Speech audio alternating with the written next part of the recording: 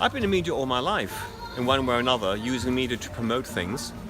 And I've had to realize about 10 years ago I was the typical cynic that's influenced by replacing old with new, and that we don't need radio anymore. We've got TV now, in those days, 10 years ago, and internet's coming. And then someone told me it is actually the medium that delivers the most impact. It's the only medium in our over-digitalized, one-dimensional, fake world where we're not panicking. When we're online, we're panicking. We're missing out. That's why we have all these buttons. Yes, like, smiley, not smiley. We're in absolute panic mode. No impact whatsoever.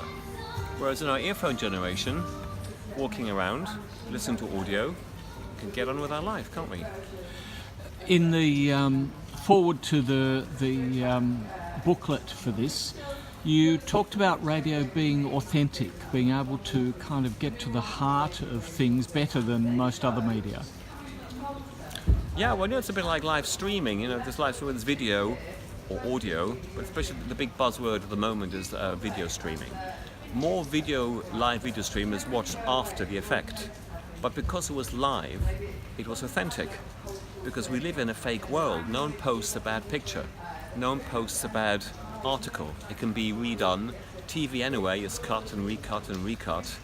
We as human beings want authenticity. We actually like imperfection. Imperfection makes it real.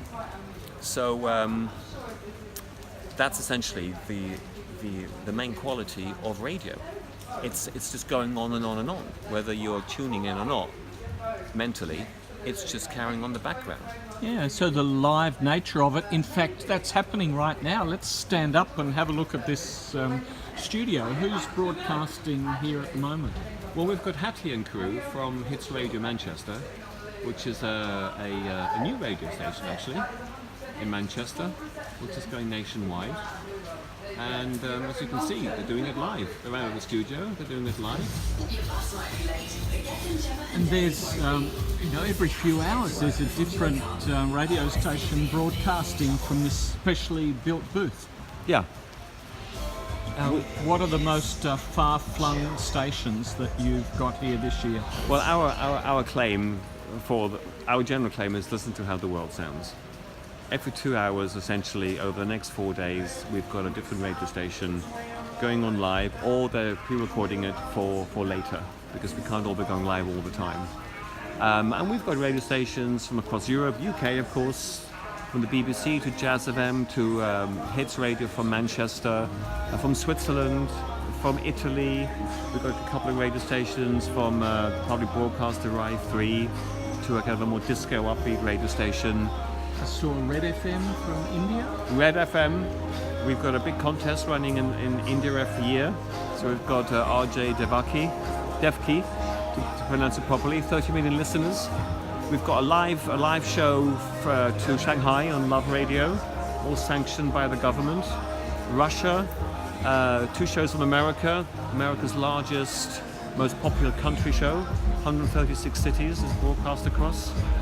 Austria, we've got the Austrians as well, we've got Turkey, most popular public service broadcast from Turkey with worldwide 20 million listeners. But it's not about quantity, it's not about quality, because what they all share in common is that those behind the microphone have the loyal ear and trust of their listeners. And as a journalist, nothing surpasses that moment in a journalist, of that relationship a journalist has with his audience or her audience, than on air. Not on TV, certainly not in print, and certainly not online.